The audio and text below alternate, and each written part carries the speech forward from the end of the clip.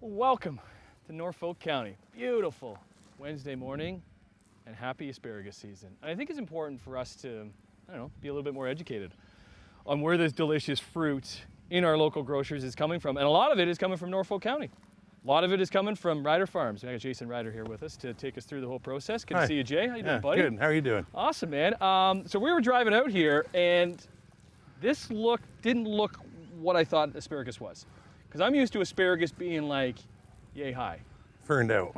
That is called ferned out asparagus. Ferned out asparagus, yeah, in the summertime, into the fall time. So once you guys are done harvesting, because we're harvesting right now, asparagus season is how long? Typically goes to the end of June, yeah. So after that, this stuff will start growing up? This stuff will grow up to a beautiful, nice big fern plant. Very important to have a nice, healthy fern crop because it sets on that plant what you see coming out of the ground right now. So you cut down that fern, which you're seeing here. Yep, here's all the decayed fern, cut down, left down from the previous year's crop. So in the spring, we come through and do one good clear cut, and we clear cut all the debris left over from the previous year's crop.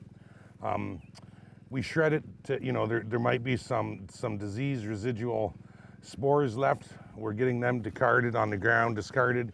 And then what you see here is what then fully emerges in the springtime every spring. So these asparagus, what are some good ones here that you? So this here is a perfect spear of asparagus. He roughly would have been about 4 inches tall yesterday. Asparagus is a very, very, very vigorous growing crop. Spear that would be 4 inches, save this spear here. He'll be marketable tomorrow. He'll be up to the 10 to 12 inches. So that's why you're harvesting every day. You're going through the hand harvested with some very high skilled workers, selecting every spear daily to maintain the best quality we can get out of our fields on a daily routine. Okay, this one here, Luke, come check this one out. Because is this the so what you see here is a little... Frost is the enemy for you guys, Yeah, right? frost is very devastating. We had 3 or 4 hard frosts. That's why you see these fields now flushing out, we call this, really nicely. What you have here is a few spears that they couldn't withstand the frost, and they're just drying up now. So that dries up and dies off in your field. We come through daily, every day we cut, sometimes twice a day, to hand select the best quality spears we can get for the barn. Okay, let's take a break because we want, look at, it's like a steak knife they're cutting with. Yep. I had no idea. Yeah, two knives a day.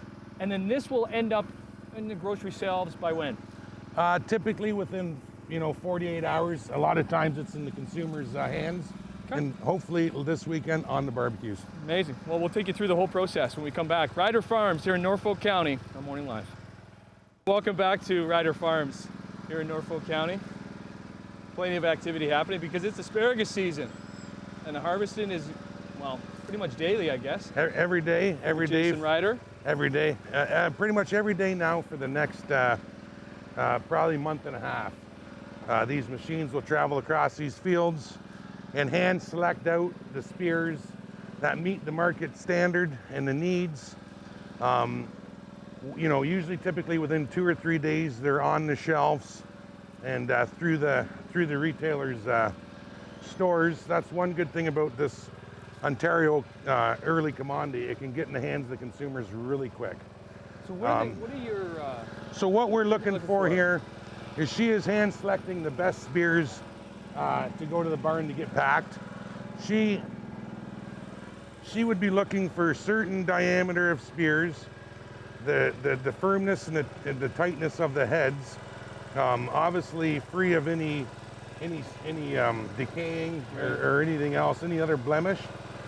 We have a very good standard in Ontario of asparagus.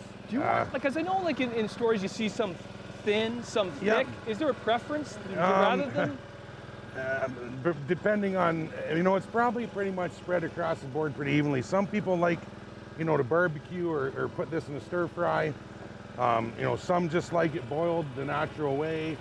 Some will eat it raw and salads. But there's a market for every size spear, as long as it's nice and clean and the heads are very tight. Can you notice something from, let's say, Norfolk County or Ontario asparagus to something out of country? Well, I mean, the first thing you're going to notice is the Once we cut the bottoms of it, there is not as much, it's not as scarred up as the imports, I'm gonna say, because it's a sign it's a lot fresher.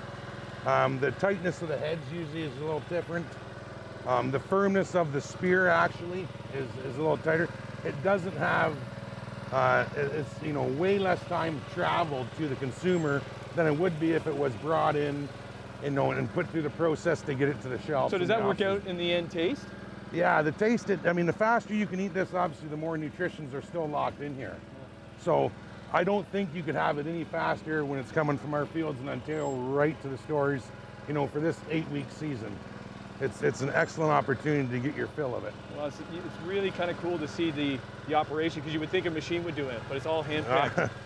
A machine, yeah, it is. These are very, very, very skilled individuals, and it typically takes, it takes quite a bit of time to get these guys and individuals trained to do the proper job in the field. Well, let's show the whole process. Let's take a break. Perfect. Head into the barns, Excellent. see the packaging and the shipping and how we'll end up in the stores in the next couple of days, and yeah, on your barbecue by the weekend. Excellent. Back with Ryder Farms on Morning Live. Welcome back to Ryder Farms in Norfolk County. So we're out in the field seeing how the asparagus has grown, because we're right in the heart of the season. Inside the barn, back here with Jason Ryder, taking us through the whole process. This is pretty neat. Yeah. Right? To be able to see it and be able to show viewers kind of how everything goes from the field onto your dinner table. Yeah, we take extra pride too with all the regulations on food safety. We go above and beyond the measures needed to ensure the quality and to ensure the safety of the food that comes out of the facility. So yeah, this is the main packing room. Okay. For most of our commodities. Right now, this season, we're running asparagus. So what we're looking at here is the asparagus line. So it's coming in from the field. Yeah. So it's cut that we saw. It gets cut, and within probably two hours of being cut, it is pre-cooled in a cooler and set into a cooler for roughly, anywhere from 8 to 12 hours to bring the core temperature down. What happens if that didn't go down? Would it affect the taste? It doesn't. It doesn't really affect the taste. To ensure the best quality we can get, we try to pre-cool it as fast as we can to lock in all the nutrients we can. So once it comes in here, it goes down to the other end of the line, gets fed on. As it comes down the line, there's different processes. The first process is to singulate the spears so they can look at every spear.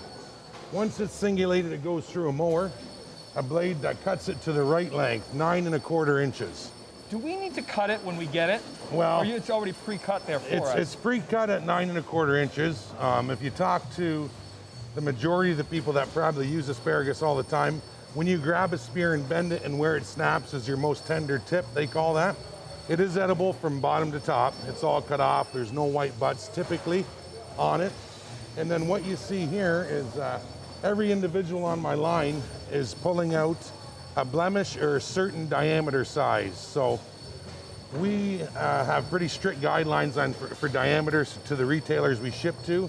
It's very important that when it's all the same diameter, when you go to cook it, it's more of an evenly cooked product. You don't cook the big and the little, everything stays together. I think you get more of a uniform product at the end on your table. And we haven't got to, and we'll do this, we'll take a break right now because we want to hear about 1s and 2s. You've been using 1s and 2s. So how about we take a break? We'll talk to the real boss of this operation. That's right, yeah. That's your wife, Jackie. Sure, so we'll take a break. We'll come back with Ryder Farms, delivering asparagus to your dinner table through your barbecue this weekend on Morning Live. Those are some pretty good looking tips right there. Trying to work on my asparagus lingo. 1s and 2s and spears, and that's all I got. Welcome back to Ryder Farms.